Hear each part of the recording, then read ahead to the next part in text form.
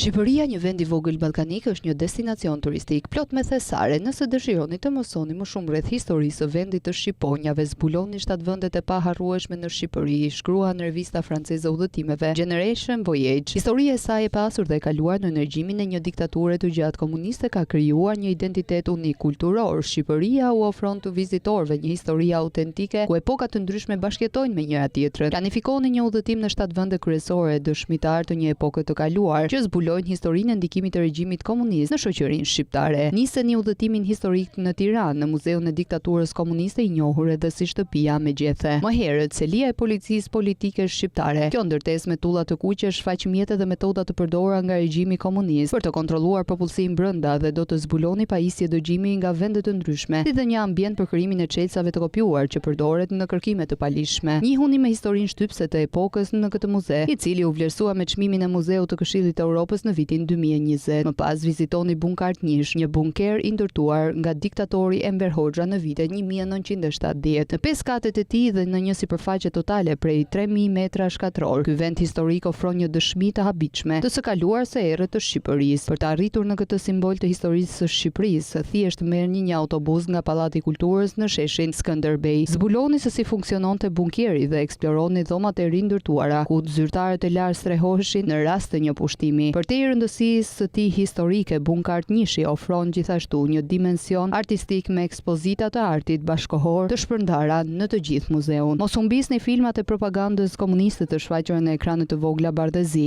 një dëshmi e indokrinimit të epokës, duke ndjekur gjurmët e diktaturës komuniste të Shqipërisë në lesa tjetër të çon tek Bunkart Dyshi në zemër të Tiranës. Kjo qendër arti dhe kultura ofron një përvojë gjithëpërfshirëse për të kuptuar historinë tragjike të Shqipërisë në ndërgjimin e diktaturës. Eksploroni 24 dhomat e muzeut duke përfshirë një qeli të vërtetburgu dhe dhomë dekontaminimi. Zbuloni gjithashtu muzeun e videove kushtuar viktimave të terrorit komunist, një dëshmi prekse e persekutimit të vuajtur nga mijëra shqiptar. Më pas hyni brenda një stre sekrete të ndërtuar midis viteve 1981 dhe 1986 për të mbrojtur policinë elitare dhe anëtarët e Ministrisë së Brendshme në rast lufte bërthamore. Ky vend misterioz ofron një perspektivë unike mbi strategjinë e mbrojtjes së regjimit me një koleksion uniformash, armësh dhe automjetesh të përdorura nga shërbimet e sigurisë. Zbuloni historinë e detajuar ushtarake të Shqipërisë përmes një game të gjërarmësh, pushkësh dhe automjetesh të blinduara, si dhe uniformave dhe shenjave dalluese të veshura nga ushtarët dhe oficerët. Fotografitë dhe dokumentet historike gjurmojnë gjithashtu historinë ushtarake të vendit gjatë diktaturës, duke ofruar dëshmi magjepse të kësaj epoke të rëndësishme. Në fund të udhëtimit vizitoni mbetjet e diktaturës komuniste në jug të Shqipërisë, pranë Himarës. Këtu ndodhet kalaja e Porto Palermos, dikur një bazë nëndetësësh sovjetike, tashmë kalaja e Porto Palermos tërheq adhuruesit e historisë fal tunelit dhe kazermave të saj, dëshmi të epokës së errët ushtarake. Eksploroni ishqelidet ku të burgosurit i nënshtroheshin kushteve të tmerrshme të privuara nga ngrohja e ujit, ushqimi, veshjet dimrore dhe kanalizimet.